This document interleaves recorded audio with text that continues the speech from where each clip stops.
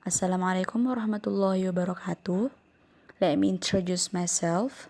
My name is Alfia Fadila Imran from Group 2, and now I'm gonna explain my material about recount text. Okay, to know what recount text is, firstly we have to know what is the definition of recount text. Recount text is a text that telling the reader about one story, action, or activity. Its goal is to entertaining or informing the reader.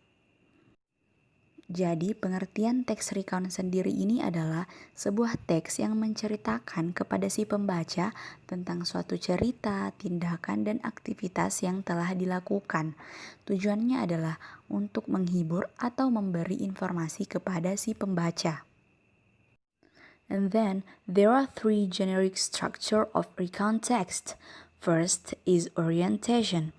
It gives the readers the background information needed to understand the text, such as who was involved, where it happened, and when it happened.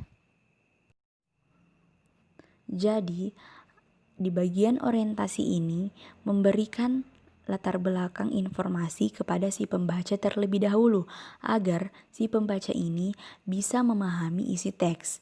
Adapun latar belakang informasinya berisi tentang siapa yang terlibat, di mana itu terjadi, dan kapan peristiwa itu terjadi. And the second is events, a series of events ordered in a chronological sequence.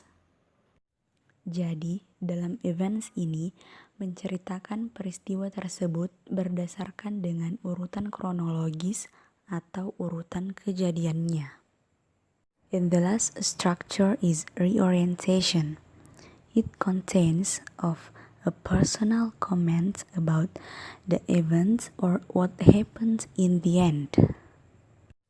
Jadi, dalam reorientasi ini berisi tentang pendapat dan komentar pribadi atau komentar penulis tentang peristiwa tersebut atau pendapat si penulis tentang apa yang terjadi pada akhir peristiwa tersebut.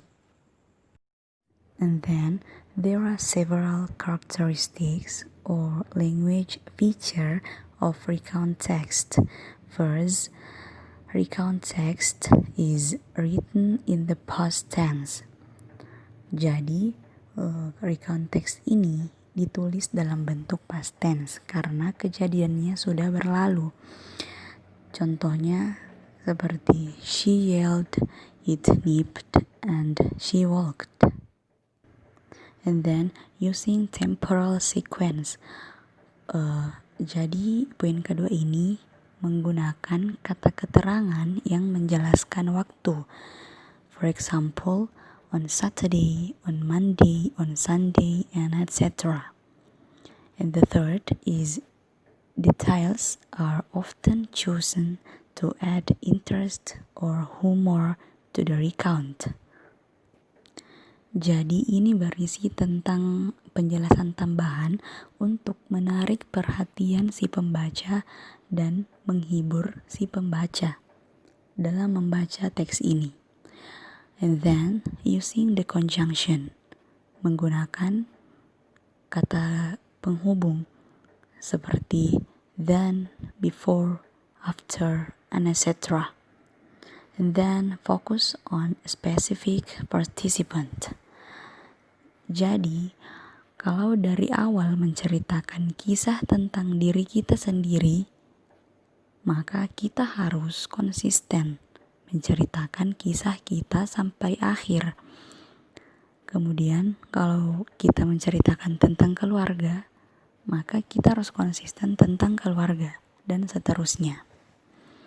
And the last is the passive voice may be used. For example, the bottle was filled with ink. Jadi, passive voice bisa digunakan dalam teks ini. The next is transition words. We have to use transitions to show how events took place over time. Jadi, dalam recount text ini, kita harus menggunakan beberapa transition words untuk menunjukkan bagaimana peristiwa itu terjadi dari waktu ke waktu. And then, there are several kinds of transition words, such as first, next, then, while, finally, meanwhile, suddenly, at the same time, the next day, before, as soon as, after, and etc. And then there are 4 types of recount text. First is personal recount.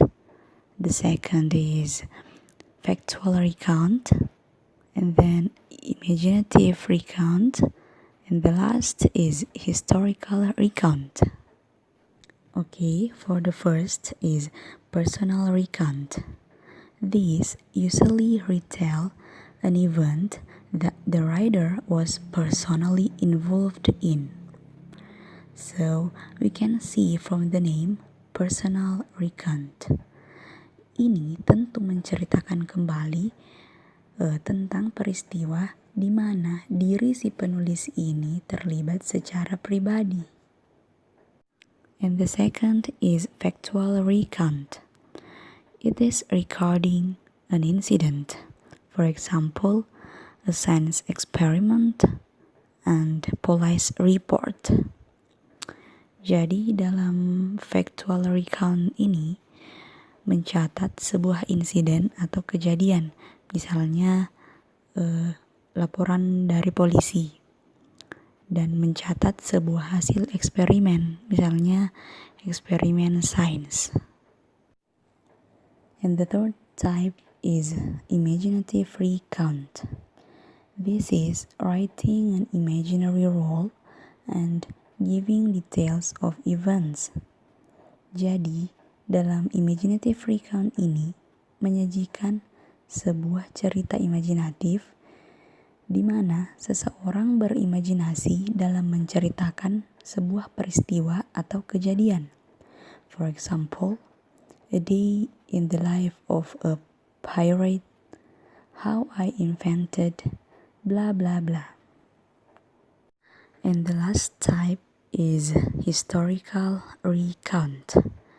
This is a type of recount text that discusses history, both historical sites and historical objects. Jadi, ini adalah jenis recount text yang membahas tentang sejarah, baik itu situs sejarah maupun benda-benda yang bersejarah. For the first example is personal recount. In this text, you can see where the orientation is, where the event is, where the reorientation is.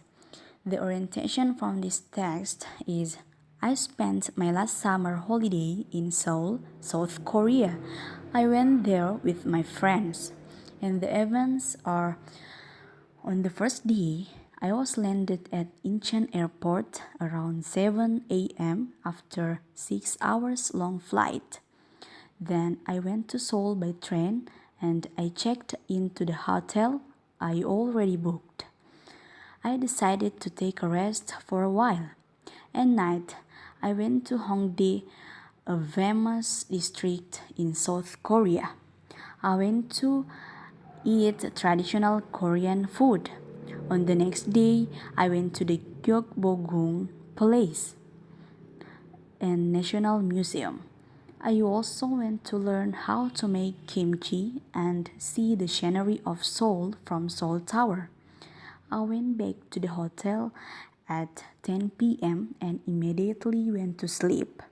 And the orientation is, I spent my last day in Myeongdong and bought some stuffs and souvenirs for my family and friends. I also ate the street food there. I went to the airport at 3 p.m. because my flight was at 5 p.m. I had a fantastic experience in South Korea and made wonderful memory with my friends. It was a great trip. The next example is factual recount. It's about Titanic. You can see the orientation from this text is on April 15, 1912, Titanic, one of the British largest and luxurious liners, sank into the North Atlantic Ocean, which about 14 miles south of Newfoundland, Canada. And the event is the giant ship which carried 2,200 passengers and crews has struck an iceberg. 2.5 hours later, the ship sank into the deep North Atlantic Ocean at 2:20 a.m. From the tragedy, more than 1,500 people went down in the sinking ship. Some of them froze to death in the icy North Atlantic water, and around 700 people, high-class women and children, survived.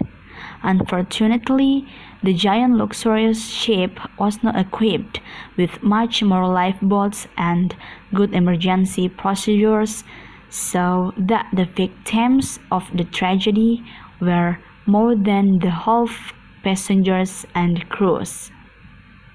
And the reorientation is that tragedy became popular again some years later after James Cameron directed a movie entitled Titanic in 1997. The movie that was inspired by the tragedy of the sinking Titanic was a fiction story about the members of different social class who met in that ship and fall in love. It was the best movie at the year and still remembered by a lot of people around the world until now. Well, that's all from me. Thanks for your attention. Assalamualaikum warahmatullahi wabarakatuh.